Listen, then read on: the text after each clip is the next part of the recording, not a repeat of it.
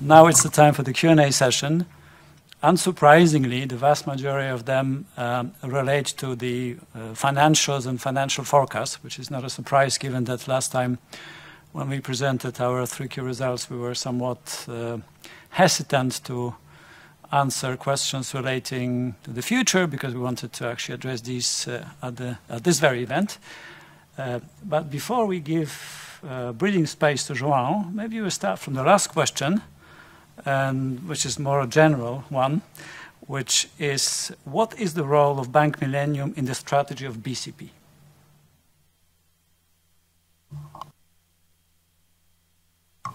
This is a good question for BCP.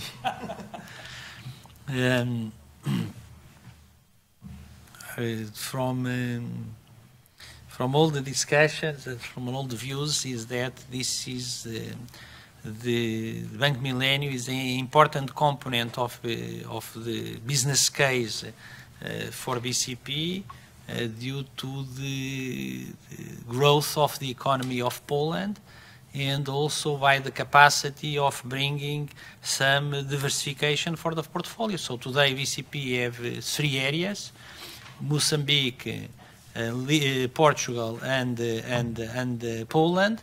They are all 3 very different, but from another side, they are all the 3 very complementary. And sometimes when one area is having a bigger crisis, like we are having at the moment with Swiss francs, is a time that the other areas are performing quite well. And when there was a bigger crisis in Portugal, was a time that, for example, in Poland we were performing quite well. So the combination of these 3 geographies have been played well for BCP, and also it's a different way of operating. So it's proudly a group, but from another side, operational, quite independent. That allows also to have strong advantages in terms of flexibility, speed, and even not have sometimes this competitive disadvantage of being in a big group. So this is what looks like, at least in the perspective of that we see as a member of the group. But more precise answer could be diverse to them. That's a very diplomatic and very to-the-point answer. Thank you very much. Fernando, now the time is for financial questions, many of them, but let's start from the interest rate assumptions because they repeatedly show up here. From a very simple question, what is our interest rate trajectory? I think this is a good starting point. To elaborate a little bit. So before being more concrete, so please, I would like everybody to remind that the preparation of a strategy is an exercise that takes several months and is based on some assumptions that need to be done, that sometimes are adjusted in the middle of the process when new events come up, but still what we are formulating is assumptions that we believe can be realized for the next 3 years, and not just looking at what is happening in the next 3 months.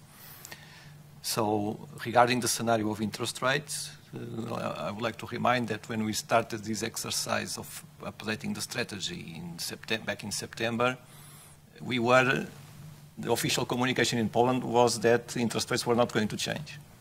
Okay? Now in the meantime, we had already 2 rate increases, and still the market is anticipating further increases. The scenario that we have used is shown on page 10, where we are showing the average VBORs for the 3-year horizon, which of course are now lower than the current levels, but again, we are speaking about a 3-year ambition. We are not speaking about the second quarter of next year, NII or VBOR or whatever, because this is not the most relevant for this exercise. So the scenario is clear, it's shown on page 10. Currently, VBORs are higher because of the expectations, but again, we are still going through times of big uncertainty, so we cannot just extrapolate that the current levels or the implied levels on the yield curve are going to be the ones that will materialize during the next 3 years. The next question that relates to interest rate assumption is how much of the 50% plus targeted increase in revenues is driven by higher interest rates, and along with it, there's a handful of questions about our thoughts on NIM developments. Mm-hmm. So again, of course, the scenario of higher interest rates that we are showing, of course, is very important to achieve the revenue targets that we are presenting.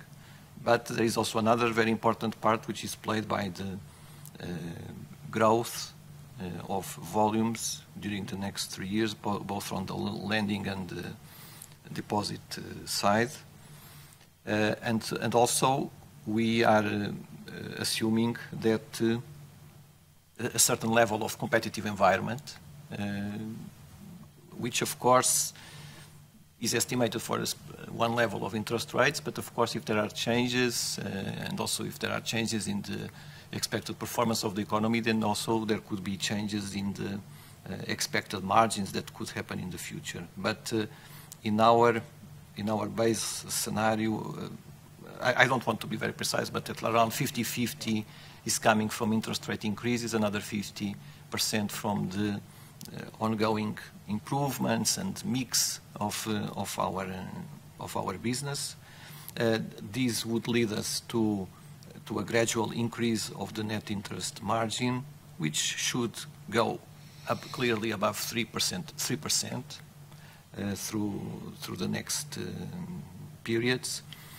Where exactly it will stabilize again is a factor of the combination of all these impacts in terms of final level of interest rates and also competitive environment. But clearly we are anticipating a growth of the NIM on a sustainable basis from the current levels that we have shown of around 2.6% during the current year. I would say that regarding NII and NIM, so of course NII will be the driver of the revenue growth, much more than fee and commission income, in fact, because it's also related to another question regarding our focus on investment products. We are continuing to do a big effort in terms of catching up the level of investment products in our overall product mix. But at the same time, we cannot ignore the fact that still we are going through an adjustment in Poland of the maximum management fees that can be charged in investment funds, which will continue to be lower next year, lower than this year. So we will have lower caps applying to the management fees. And so the volume growth is partially offset by the compression of the margins that can come from the investment management fee and commissions. Thank you. Slightly moving away from interest rates, there are two questions which relate to our lending growth assumptions. One says, do you see impact on the lending growth from higher rates? How do you see competitive landscape in Poland across different loan categories? Do you think the current higher growth in PLN mortgages is sustainable for the bank? And then do you see corporate business developing? How do you see corporate business developing in your strategic period? So at the moment, it's like if you ask me now what is happening now, we are having a more impact in consumer loans. So it's there is a kind of fear that lending or that loans are more expensive now. Which is of course interesting because we are still not at the level that of consumer lending prices that we were before COVID, and so it's but it's interesting. Not yet in mortgage. So we do not see yet some questioning, some some doubts of customers in contracting mortgage due to the pricing. In our view, not. We see if we see salaries with the evolution that we are forecasting, this will be still a very positive environment to have people buying their houses, making their mortgage, and going through that life cycle. We see that we have still space in terms of benchmark versus other countries. I know that it's sometimes the benchmarks, everybody tends to say, but here is different. It's always the same conversation in all countries, but we know that in long run, we tend to go to the average. So it's obvious that here there is a bigger penetration of consumer loans, a lower penetration of mortgage. As time goes by and as the society is becoming more affluent, there will be a convergence for that. So in our models, we are forecasting still a very good development in terms of mortgage, and maybe we will have, with more stabilization of the scenario of interest rates, because now there is still in the rates, there is a big expectations of increase of the reference rate, and because of that it's a little bit more difficult even to sell fixed rate mortgage and this kind of instruments, but I think it's more a question of adjusting the mix than losing the potential of the product. In terms of corporate loans, it's obvious that we are making management in terms of risk-weighted assets at the moment.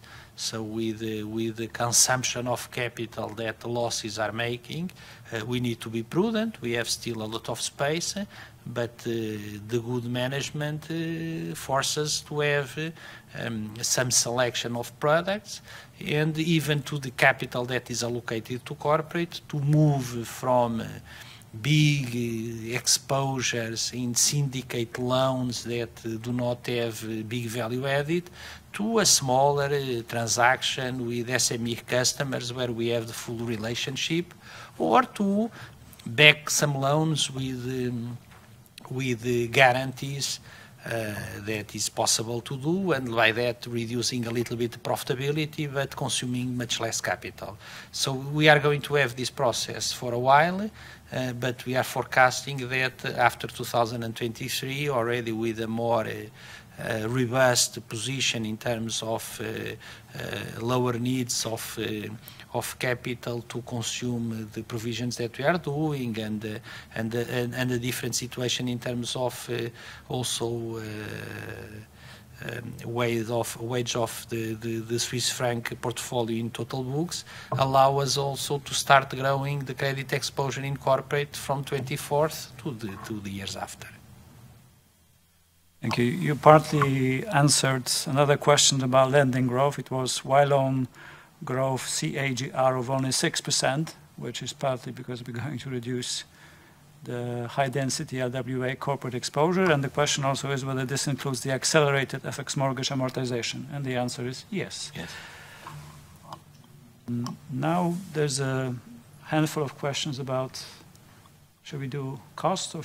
Oh, let's do cost. So there's a handful of questions about our cost assumptions, whether in our cost-income ratio target of 37 we assume any cost savings, whether this includes BFG charges.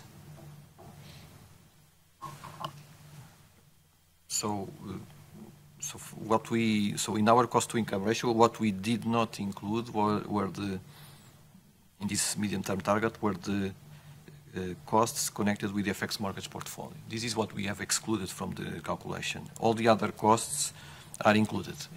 Namely, we are expecting a gradual increase in the contributions to the Banking Guarantee Fund, so we are already expecting that in 2022, at least they will be at the level of 2020, or even potentially they can be even higher, but at least this is the minimum.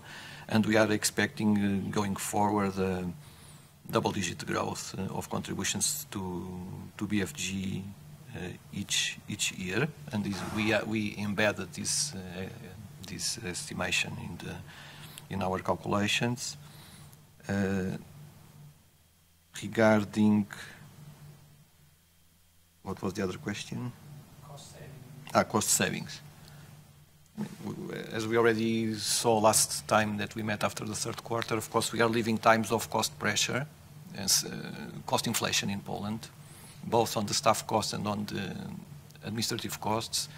In 2021, we are able to show a nominal decrease of costs versus last year as a consequence of all the improvements that were done and measures that were taken last year, which translated into a number of relevant savings.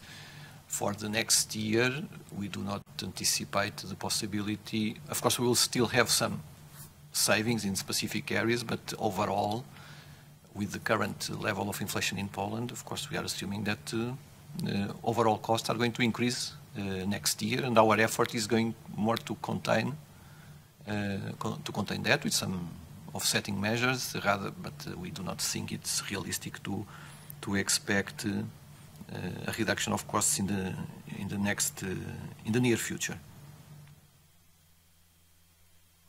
Thank you.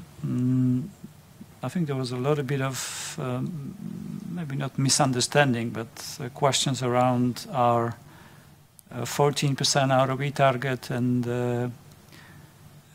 2 billion net profit. This is a question from. So yeah. So I think sometimes we want to provide more numbers, and then sometimes maybe they are not properly understood. But so I think that everybody understands what we mean by the target of having 2 billion zlotys of net profit in 2024, excluding the FX mortgage-related impacts. I think this is clear what we mean. So we are excluding from that any additional provisions or legal costs or settlement costs that we may have on that year. So this is the first thing. The second thing is that when we try to project an ROE for the year 2024, if we excluded let's say the Swiss franc related costs from the numerator, we also excluded negative impacts from the denominator. And so it's very easy that just you need to assume that when you look at the denominator, so the equity of the bank, that it's not being negatively impacted by costs connected with FX mortgage. And so in order to go from 1 to 2, we will also generate some results in the meantime that also will be adding to this equity, pro forma equity that we are using for the calculation. And that's how we reach this, let's say, rough number of 14% of return on equity. But again, what matters is, I think I'm just explaining the mechanics, how we calculate it, because it would be unfair to say, okay, let's use the results without FX mortgage costs on one side, but let's consider potential negative impacts on the equity on the other side, because I think this would not be exactly proper to do. So this is the way we have calculated these, let's say, big numbers for the year 2024. thank you. There is a handful of questions about our CET1 and our WA assumptions, particularly in year 2024, under the obviously strategic exercise planning. So I think what apart from what was already said, what I can add is that first we are having ambitious growth, but also based on proper management of risk-weighted assets.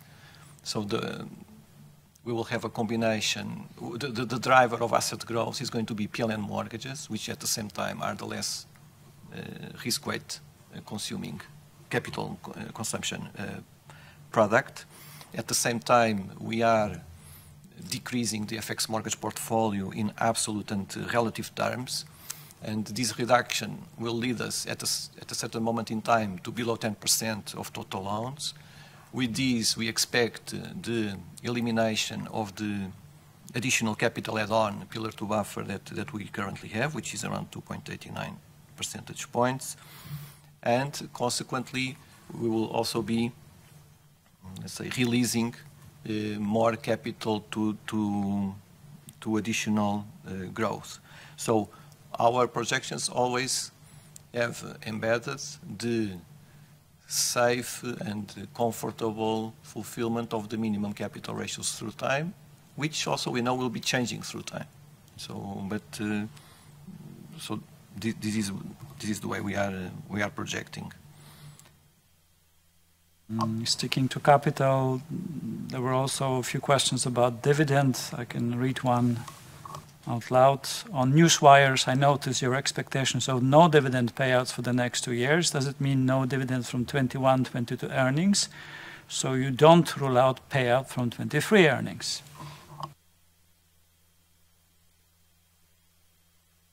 This year we have a loss, so I mean, there is nothing to say.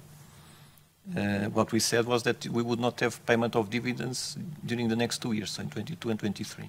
This is what we said during the conference with the journalists. Regarding 24, you know, it depends on a number of issues. What will be the minimum capital requirements by that time? What will be the impacts of the Swiss francs by that time? So, you know. It's just too far. It's too far. Okay, and last but not least, no event of ours without Swiss francs will be complete. So there's a whole bundle of questions on Swiss francs. They basically center around expectations on FX mortgage litigation provisions and settlement costs over the next 3 years. How many negotiations we expect in 2022?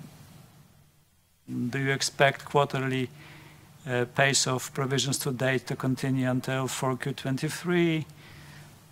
And all around that.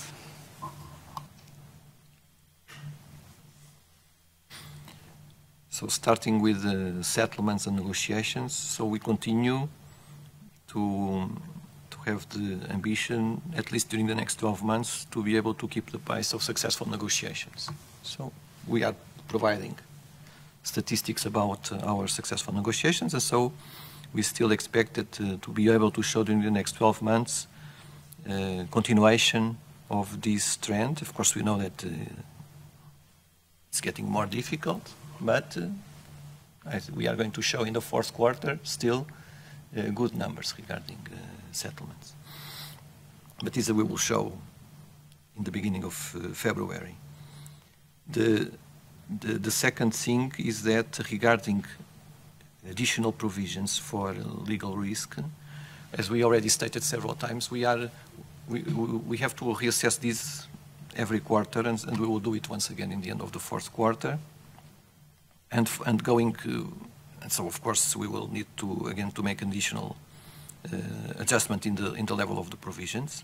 I'm not going now to elaborate if it is going to be higher or lower than the previous quarters, because it's still too early to say. Moving to 2022, I think we still have a lot of uncertainties before us, which also can play a role in terms of determining the pace of amortization of provisions for the next quarters, including clarifications from Supreme Court or European Court of Justice on one side, and the inflow of court cases on the other side. So we are, if nothing will change in terms of trends, we will still continue to have a 2022 with further adjustments in the level of provisioning, but we are not able to say, to give a level, because it still depends on many developments that are still before us. What we expect is that as time goes by, even if we will need to continue to make provisions for additional provisions, as a percentage of the recurrent results of the bank, they will get lower. So the improvement of the recurrent profitability of the bank will gradually cover more and more the potential provisions that we still may need to do through time. So this is our expectation, and that's why even on one of the pages of the presentation we are saying that we expect major financial impacts regarding this to be recognized until the end of 2023. Okay, thank you very much. I think we broadly speaking, answered most of the questions. We must keep some unanswered because otherwise you will keep IR jobless, which is obviously not what we would love to see. But more seriously, questions generally around Swisses, I think we largely answered, if not this time, then in previous instances of our presentations. Therefore, just the cost of risk, maybe cost of credit risk. You're right. Because there is a question about our target of 50 basis points cost of credit risk, despite higher rates and higher consumer loans versus the past. So it's a good question. So first of all, in 2021, we are benefiting from a better than average picture. So we are heading to have during 2021 a clearly lower cost of risk. But when we are looking, when we are projecting these 50 basis points over time, it's based on some normalization of the cost of risk. So some of the positive impacts this year will not repeat in the next few years. But also we are looking at the structure of our loan portfolio and the fact that a large part of the loan growth is going to be driven by mortgage loans, which tends to have a much lower average cost of risk than other products, and consumer loans, where we still will continue to grow. Still, the portfolio will not grow at all at the same pace as mortgage loans in Polish zloty.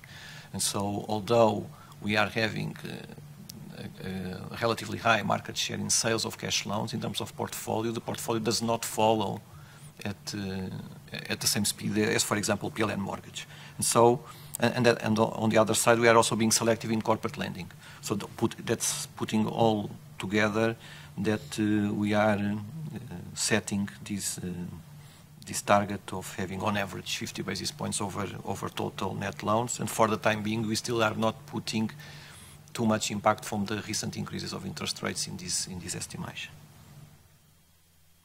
Thank you very much. João, any desire for closing remarks? All right. In this case, if you feel that your question hasn't been answered or you have more questions, you're obviously more than welcome to approach us, email or telephone. Otherwise, thank you very much for your interest, for your questions, your time. And since this is probably the last meeting with us before Christmas and the winter holiday time, then we wish you all Merry Christmas, Happy Holidays, stay healthy as usual, keep distance, and we hope to see you, hear you next time in 2022 in early February. Thank you very much.